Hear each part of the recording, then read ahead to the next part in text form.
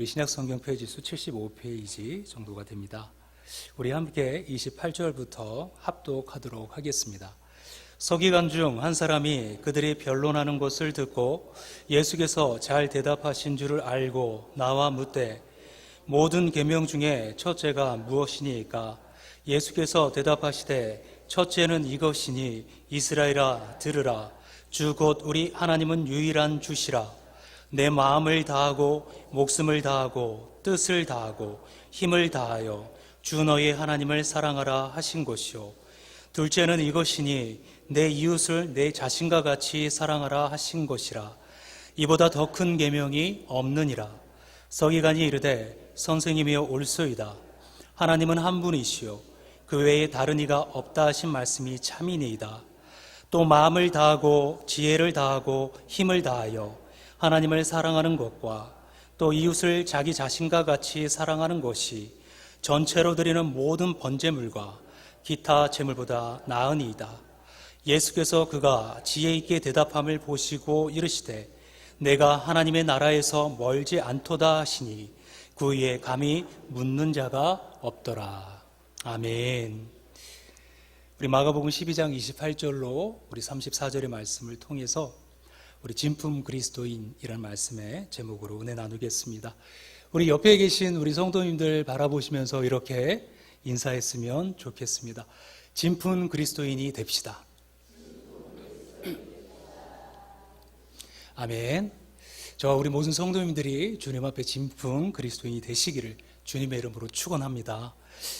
지금도 방영하는 걸로 알고 있는데요.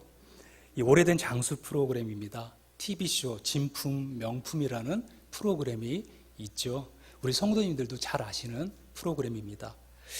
처음에는 이 프로가 뭐가 재미있을까 이런 생각이 들었습니다. 그런데 보다 보니까 흥미진진하고 이 몰입감이 있습니다. 이 사람들이 별별 물건을 다 가지고 나옵니다. 집안에 가보며 고서적, 서화 또는 도자기, 수석 등등의 가지가지 물건을 다 가지고 나옵니다. 이 프로의 하이라이트는 이 별 볼 일 없을 것 같았던 그 골동품이 엄청난 액수의 감정가를 받을 때입니다. 그때는 보는 시청자들도 하는 소리가 나옵니다. 의뢰인은 고가의 감정을 받은 다음에 그저 가벼운 마음으로 들고 나온 물건을 떨어뜨릴까 봐 가슴 졸이면서 꼭 안고 돌아갑니다.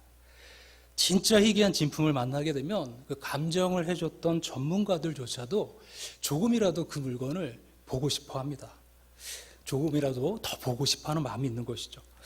반대로 굉장히 고상하고 가치 있어 보이는 물건인데 감정을 받아보면 이 값이 생각보다 훨씬 못 미쳐서 실망하기도 합니다. 기대가 컸던 만큼 그 허탈감이 시청자의 그 안방까지 전달이 됩니다. 그 프로를 보다 보면 그 진품을 가리는 기준들을 얼추 알게 됩니다. 과연 진품을 가려내는 기준은 무엇일까요? 대체로 그림이나 글은 이 모조품이 아닌지 그 낙관이나 또는 그 작가의 다른 작품과 비교해서 화풍에 어긋나지는 않는가 이런 것을 살펴봅니다. 도자기나 공예품도 시대별, 연도별 이 작품의 특징을 잘 갖고 있는지 더 나아가서는 그 도자기의 성분이 과연 그 당시에 쓸 수 있는 재료였는지까지 그렇게 면밀히 살핍니다. 또한 그 가치를 보존하기 위해서는 흠이 없어야 하는 것이죠. 금이 가거나 이가 빠졌다면 그 가치는 훨씬 떨어지게 됩니다. 그런데 감정을 받기 위해 나온 물건들을 보면 보통은 진품들보다 평범한 물건들, 또 모조품들이 많다는 것입니다. 그래서 많은 사람들이 내가 가지고 있는 이 골동품이 진짜인가 이것을 감정받고 싶어 합니다. 그래서 이 프로를 보다 보면은요, 우리 집에 있는 저 그릇이 혹시 설마 하는 생각들을 한 번쯤은 다 해보게 되는 것이죠. 그런데 오늘을 살아가는 그리스도인도 이렇게 나뉠 수가 있다는 것입니다. 진품 그리스도인이 있고 명목상 그리스도인, 즉 이 말을 조금 더 부연하자면 거의 그리스도인, 유사 그리스도인, 저희 정서에 딱 맞는 말은 짝퉁 그리스도인이 있다는 것입니다. 우리 성결교 신앙과 신학의 뿌리가 되는 존 웨슬레 목사님은 명목상 그리스도인이라는 그분의 설교 가운데서 이 점을 지적하셨습니다. 그리스도인이라고 다 진짜 그리스도인이 아니다 라고 말씀하시는 겁니다. 그런데 목사님의 말씀을 조금 더 살펴보면 진품 그리스도인이란 과연 무엇인가 더 궁금해집니다. 목사님은 명목상 그리스도인의 특징을 몇 가지로 나눠서 이야기를 합니다. 짧게 정리해보면 이런 내용입니다. 먼저는 거의 그리스도인들은, 명목상 그리스도인들은 정직하다라는, 의외죠. 정직하다는 것입니다. 이교들이 그런 것처럼 종교의 계율에 따라 강탈이나 절도나 이웃의 소유물을 빼앗지 않는다, 거짓 맹세하지 않고 부당하게 미워하지 않는다, 압제하지 않는다, 더 나아가서 피차 서로 사랑하고 도와주며 불쌍한 이들을 돕는다는 것입니다. 두 번째로는 경건의 모양을 갖고 있다. 주일 성수를 잘합니다. 술, 담배 하지 않습니다. 제자 훈련을 받습니다. 상중하로 나눠진 성경 공부를 상급 레벨까지 잘 이수합니다. 개인 경건의 시간으로 묵상이나 정해진 기도의 시간을 갖습니다. 마지막으로 또한 여기에 성실함까지 그들에게 있다라고 이야기합니다. 모든 봉사와 섬김에 수고를 다합니다. 모임에 빠지지 않습니다. 다 참여합니다. 다 참여하려고 애를 씁니다. 그런데 이 설명을 들었을 때 신자로서 너무나 모범적인 신자 아니겠습니까? 정직하고요. 경건의 모양이 있습니다. 거기에 성실성까지 있다는 것이죠. 그런데 웨슬레 목사님은 이렇게 고백합니다. 나는 이 정도로 여러 해를 살아왔습니다. 여기 있는 많은 사람들이 증언할 수 있는 바와 같습니다. 나는 모든 악을 피하고 죄 없는 양심을 가지려고 노력했습니다. 나는 시간을 헛되이 하지 않으려 했고 모든 사람에게 대한 여러 가지 선행의 증거를 전부 얻었습니다. 언제 어디서도 철저하고 진지한 행동을 하려고 애썼습니다. 내 앞에 서 계신 하나님이 내 증인이십니다. 나는 이 모든 것을 성실하게 하고 하나님께 봉사하려는 진정한 의도를 가지고 있었습니다. 모든 일에서 하나님의 뜻을 행하려고 마음으로부터 바라고 믿음의 선한 싸움을 싸우라, 영생을 취하라고 나를 불러주신 하나님을 기쁘시게 하려고 했습니다. 그러나 성령 안에서 나 자신의 양심은 이 기간 중에 내가 단지 명목상의 그리스도인에 불과했다고 나를 향해 증거합니다. 웨슬레 목사님 본인이 내가 그렇게 살았다, 내가 정직하게, 내가 경건의 모습으로 성실하게, 그러나 나는 사실 명목상 그리스도인이었다, 거의 그리스도인이었다, 나는 짝퉁이었다는 것입니다. 그렇다면 진품 그리스도인, 참 그리스도인의 기준은 무엇이란 말입니까? 여기에 얼마나 무엇을 더해야 그가 진품 그리스도인이 될 수 있다는 말입니까? 주님은 오늘 본문 속에서 그 의문에 답해 주십니다. 그것은 바로 하나님을 진정 사랑하라는 것입니다. 하나님을 참으로 사랑함이 그 안에 있어야 그가 진품 그리스도인이라는 것이죠. 하나님을 사랑한다고 할 때 예수님은 과연 어떤 사랑을 말씀하셨을까요? 예수님의 사랑에 대한 정의는 한 서기관의 질문에 답함으로 선포되고 있습니다. 예수님은 사랑에 대해 그리고 하나님의 계명에 대해 한 문장으로 정리해 주셨습니다. 그것은 하나님을 마음과 뜻과 목숨과 힘을 다하여 사랑하는 것과 이웃을 내 몸과 같이 사랑하라, 이것입니다. 이것이 곧 복음입니다.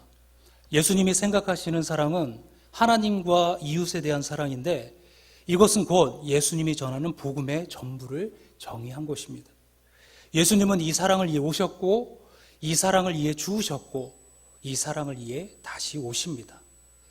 서기관의 질문에 예수님의 대답은 두 가지로 주어졌습니다. 첫째는 신명기 6장 5절에 나오는 셰마의 첫 부분입니다. 셰마는 경건한 유대인들이 하루에 2번 아침과 저녁에 고백하는 내용입니다. 예수님께서 그들이 매일 암송하는 내용으로 대답하신 것은 그들이 암송을 하지만 그 뜻과는 반대되는 삶을 살고 있기 때문입니다. 그래서 예수님께서는 이 마가복음에서 신명기에는 없는 목숨을 다하여라는 말씀을 추가하셨는지 모르겠습니다. 다른 것은 다 가식이나 이손으로 할 수 있습니다. 사람에게 보이려고 할 수 있습니다. 하지만 목숨을 다한다는 것은 진정성 없이는 할 수 없는 일입니다. 두 번째, 이웃을 사랑하라는 대답은 레위기 19장 18절의 말씀을 인용하신 것입니다. 거기에는 내 이웃 사랑하기를 내 자신과 같이 사랑하라 이렇게 기록되어 있습니다. 예수님께서 인용하신 쉐마의 내용이 사실은 10계명의 1계명에서 4계명까지의 내용을 요약한 것입니다. 그 핵심은 하나님을 사랑하라는 것이죠. 두 번째 대답은 10계명의 5계명에서 10계명의 내용을 요약한 것입니다. 그것은 이웃을 내 자신과 같이 사랑하라 이것입니다. 이 두 가지 대답이 똑같이 사랑하라로 끝을 맺고 있습니다. 이렇게 보면 10계명의 핵심은 하나님의 사랑과 이웃 사랑이요, 이 둘을 요약하면 사랑하라가 됩니다. 곧 사랑은 하나님의 속성인 것입니다. 예수님의 대답은 다른 게 아니라 바로 10계명의 정신입니다. 10계명의 정신을 다른 말로 표현하면 스플랑크 니조마이 정신이라고 말할 수 있습니다. 이 말은 측은히 여기는 마음, 긍휼히 여기는 마음을 뜻합니다. 도와주지 않고서는 도저히 견딜 수 없는 마음, 도와주지 않으면 창자가 끊어질 듯한 마음이 그런 마음입니다. 요나단이 다윗을 사랑했던 마음이 그런 마음이었습니다. 요나단은 자기 자신보다 다윗을 더 사랑했습니다. 집을 나간 둘째 아들이 돌아왔을 때 그 아들을 본 아버지의 마음이 그런 마음이었습니다. 그래서 아버지는 아들이 돌아왔을 때 맨발로 나가서 얼싸안고 기뻐할 수 있었던 것입니다. 내 이웃을 내 몸과 같이 사랑하라 해서 이 가치는 뭐뭐와 똑같다는 의미가 아니라 마치 뭐뭐처럼 으로라고 해석해야 맞습니다. 그러니까 내 이웃을 내 몸처럼 사랑하라는 말씀은 나와 똑같이 사랑한다라는 의미라기보다는 나를 사랑하는 그런 방식으로 이웃을 사랑하라라는 의미입니다. 내 몸을 아낀다면 내 이웃의 몸도 아껴야 하고, 내 몸에 관심을 기울인다면 이웃에게도 그런 관심을 기울여야 한다는 말씀입니다. 이와 같은 의미의 말이 마태복음 5장 48절에 사용됩니다. 하늘에 계신 너희 아버지의 온전하신 같이 너희도 온전하라라는 말씀입니다. 여기서 가치는 하나님과 똑같이 온전하라는 뜻이 아니라 하나님이 온전하신 것과 같은 방식으로 너희도 온전하라라는 말씀인 것이죠. 이 당시 유대에는 훌륭한 두 율법학자가 있었습니다. 한 사람은 힐렐이고 다른 한 사람은 샴마이라는 사람이었습니다. 이 힐렐은 랍비 전승을 이룬 사람이고, 이 샴마이는 랍비적인 유대주의를 세운 사람이다 이렇게 평가를 받습니다. 특히 힐렐은 뛰어난 율법 해석학자였는데, 이 랍비들의 전통에 의하면 모세가 기록된 율법을 하나님으로부터 받은 사람이라면 힐렐은 그 율법의 가장 적절한 해석을 함으로써 율법을 완성시킨 사람이다 이렇게 평을 받습니다. 이 두 사람에 대한 일화가 있습니다. 한 이방인이 유대주의를 조롱하기로 결심하고 샴마이를 찾아갔습니다. 그리고 그에게 이렇게 질문합니다. 만일 당신이 내가 한 발로 서 있는 동안 나에게 유대주의의 모든 것을 말해준다면 내가 유대교로 개종을 하겠습니다. 샴마이는 가지고 있던 짧은 막대기로 한 발로 서 있는 그를 앞으로 그냥 밀어버렸습니다. 그 사람은 다시 힐렐에게로 찾아갔습니다. 그는 샴마이에게 했던 것을 되풀이해서 질문했습니다. 그때 힐렐이 이렇게 대답했다고 합니다. 네가 싫은 것을 다른 사람에게도 하지 말라. 나머지 모든 것은 그에 대한 주석이니 가라. 그리고 그것을 배우라. 그 사람은 힐렐의 말에 감동해서 그 자리에서 개종했고 또 연구를 거듭해서 훌륭한 랍비가 되었다고 합니다. 그는 나중에 이렇게 고백했습니다. 샴마이의 엄함이 나의 영혼을 거의 잃어버리게 했을 즈음 힐렐의 친절함이 나의 생명을 구했다.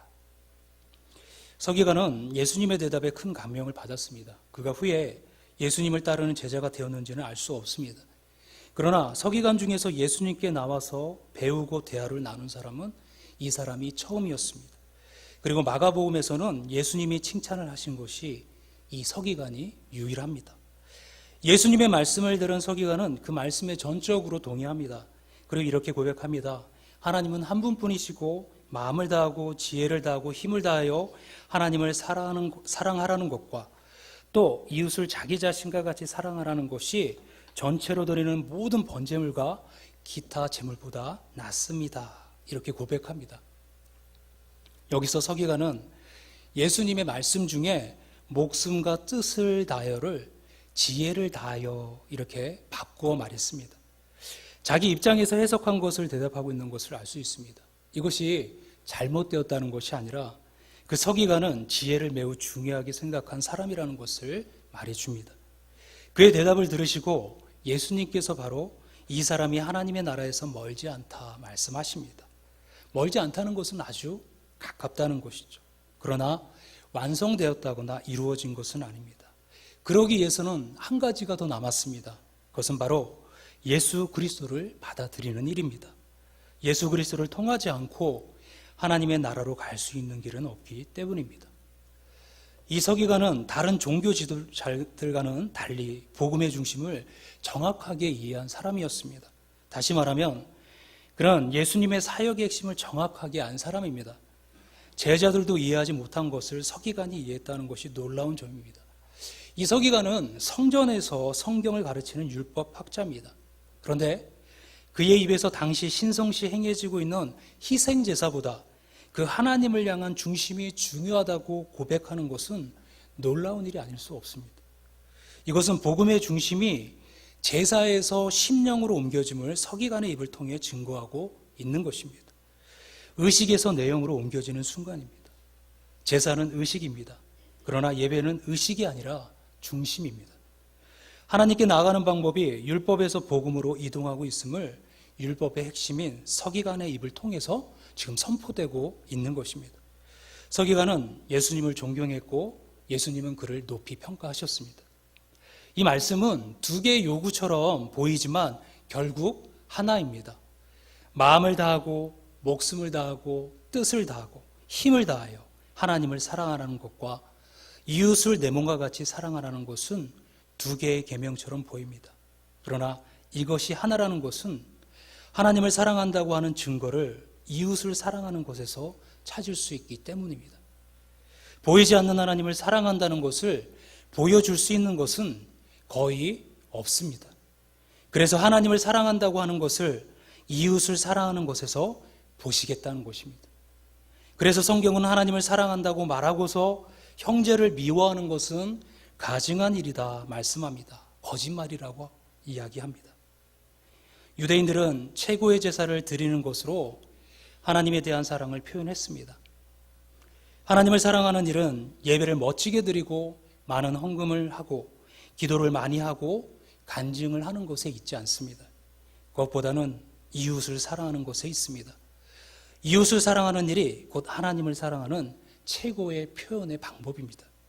내 이웃, 내 형제와 자매의 모습에서 우리는 하나님을 볼 수 있어야 합니다. 그리고 그들 속에도 존재하고 계신 하나님을 섬길 수 있어야 합니다. 하나님은 나의 마음속에만 존재하신 분이 아니라 내 형제와 자매의 마음속에도 존재하고 있기 때문입니다. 이것이 곧 예수님께서 말씀하신 가장 큰 계명이요 우리에게 가르쳐 주신 사랑입니다. 이 사랑은 성경 전체에 스며들어 있는 핵심 메시지입니다. 사랑을 논하지 않고 성경을 말할 수는 없습니다. 사랑을 논하지 않고 하나님이나 예수님을 말할 수는 없는 일입니다. 우리는 그 사랑 때문에 부르심을 받았고 구원의 백성이 되었습니다. 그러므로 중심에 그 사랑을 소유한 사람이 진품 그리스도인입니다. 마음의 중심에 하나님을 향한 뜨거운 사랑으로 우리 모두가 진품 그리스도인이 되어지시기를 주님의 이름으로 축원합니다. 그래서 진품 그리스도인으로 나아가기에 하나님을 향한 사랑을 어떻게 회복할 수 있느냐 그렇게 물으신다면 다시 한번 웨슬리 목사님의 말씀을 살펴보기 원합니다. 바르고 참된 기독교 신앙은 성경이나 우리의 신앙 강령이 참되다고 믿을 뿐 아니요, 그리스도로 인하여 영원한 형벌에서 구원받는다는 확실한 신뢰요 확신입니다. 그리스도의 공로로 그 죄가 사해지고 하나님의 호의에 대하여 화해했다는 인간이 하나님에게서 가질 수 있는 확실한 신뢰요 확신입니다. 여기서 하나님의 명령에 순종하는 사랑의 마음이 일어나는 것입니다. 그렇습니다. 내 안에 주님이 주시는 분명한 확신이 있어야 한다는 것입니다. 예수님의 십자가의 대속을 통한 구원에 대한 확신, 그 안에서 주어지는 평안과 기쁨을 경험할 때, 예수님을 통해 하나님이 내 아버지 되시고 나는 그분의 자녀가 되었다는 분명한 확신과 확실한 믿음을 회복할 때, 우리 안에 하나님을 향한 그 사랑의 마음이 일어난다는 것입니다. 좀 오래전 일입니다. 이전에 사역했던 교회에서 함께 봉사하던 자매가 지인을 통해서 명품 핸드백을 선물 받았습니다. 너무 좋았겠죠. 부러워하시면 안 됩니다. 너무 좋아했습니다. 은근 자랑합니다. 그런데 얼마 후 고장이 났습니다. AS 수리를 받으려고 수리점을 찾았는데 수리하는 곳이 한국에서는 딱 한 곳이랍니다. 역시 명품은 퀄리티가 있으니까 아무 데서나 수리를 안 하는구나, 이런 생각이 들었습니다.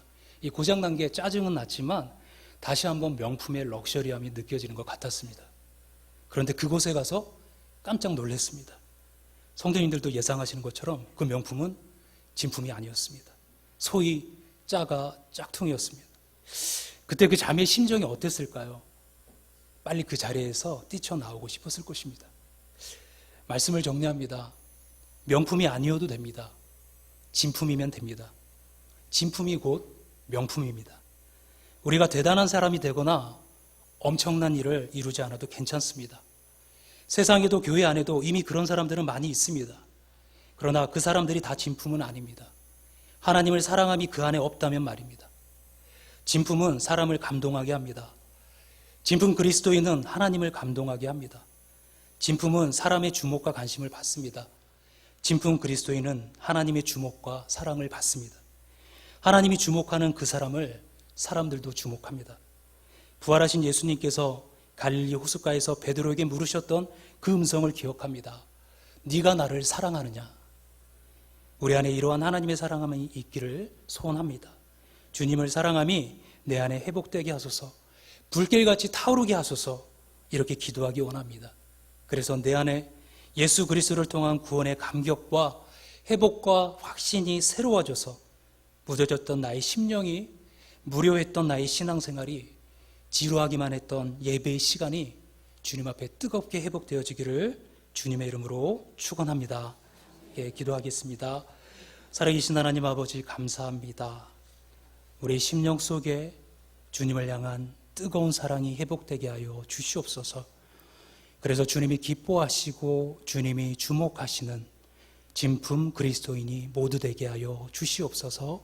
감사드리며 거룩하신 우리 주 예수님의 이름으로 기도합니다. 아멘.